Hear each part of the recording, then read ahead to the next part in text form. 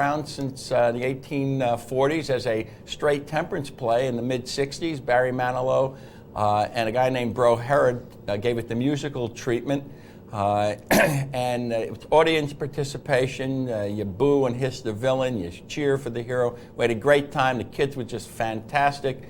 And we're just delighted to have had the opportunity to do it. I mean, I've been familiar with this project, this production since the mid-60s. And yes, ladies and gentlemen, I've never done anything like this before, and the kids made it happen, so it was a delight. So thank you so much. I appreciate it. And by the way, you're absolutely right, because I've never really participated in this kind of a production. I've coached, and when you're a coach, you actually think you have some influence at game time. Anyhow, we had a 2-game schedule, and in theater, when the performance is on, I felt like Bialystok and Bloom in the back of the theater going, Max, how's it going, Max? And that was fun, great fun. Thanks, Nick, I appreciate it. Our crack staff just told us our guest is online, so we'll go to him. But before we do, I just have one final question. Yes, sir. Are you changing your name to Cecil B. DeMello? No, but they told me that we did. This is a melodrama, okay, and it was done in the form of a mellow-esque. Anyhow, all that craziness aside, we've got our guest on the line, Rich Cristiano from West Point. And Rich, welcome back to the show, good buddy. Thanks a lot. Good morning, Nick. Good morning, Rich. Good to hear from you. Rich, I don't know, I sent you an email. You must be going crazy trying to plan the Can You Top This year for West Point. So why don't you just recap what happened this year and bring us to where you are. And by the way, I saw $4 million for Dream Rush and Irish Smoke. When we going to dinner, bro? Well, that money goes down to the partners, but most of it. So, but anyway, there's not much to say. I tell you, it's been an incredible year, and it's true. I've been telling folks for the last month or so. I'm very nervous when that calendar does hit December 31st, and the slate is cleared for January 1 as far as statistics. Because I mean, just to throw a couple of quick numbers at you, it's been our previous best year with purses was $1.5 million, which was last year, and we're at $4.2 million. Yet with 6 weeks to go, in the year, we have 55 wins versus a high of 42 for a full year, and we have 55 already. And I think the biggest figure, which we've always talked about with a tough financial model, this is owning racehorses, but we've earned $20,100 per start. So it's just been an incredible run, and the graded stakes and competing in winning 10 graded stakes with 6 different horses. It's just been something we've always dreamed of. We all work hard to have some kind of breakout year like this, and goodness gracious, it's happened. So, but I'll tell you what, we like what we've seen so far from the 2-year-olds that we have unveiled. This year we've had a couple of stakes winners. We've had several winners already from the 2-year-olds, and we're pretty conservative with our 2-year-olds, so we haven't even rolled out a bunch of them. We think we're well positioned yet for.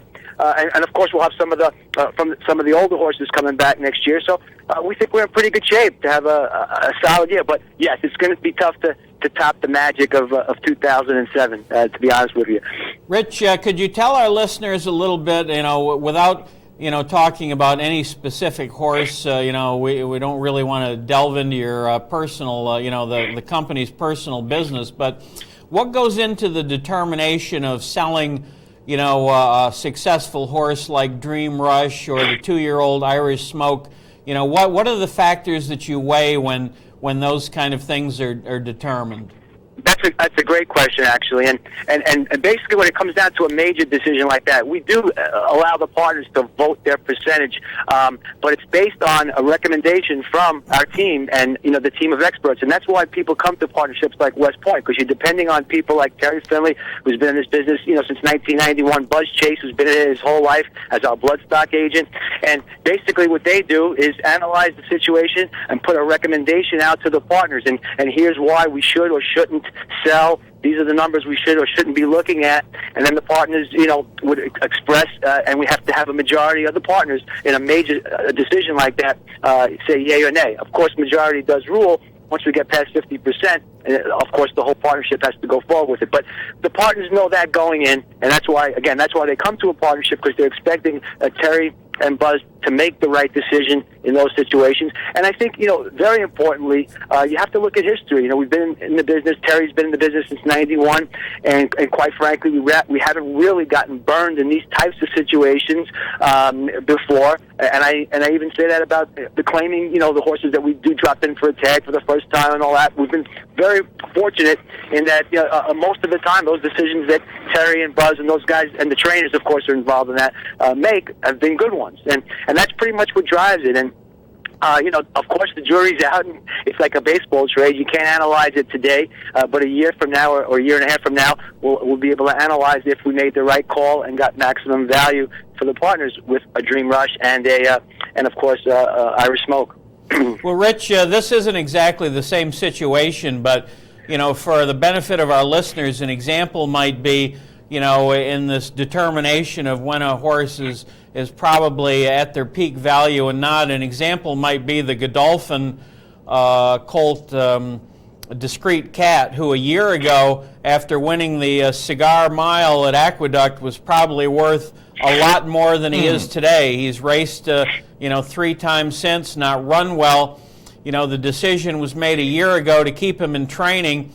Racing fans are, like to be critical of owners when they retire horses, quote unquote, prematurely. But there's a horse whose value at stud clearly plummeted because he was raced another year. And I'm not saying they made the wrong decision, but in retrospect, you can see why those are hard decisions to make.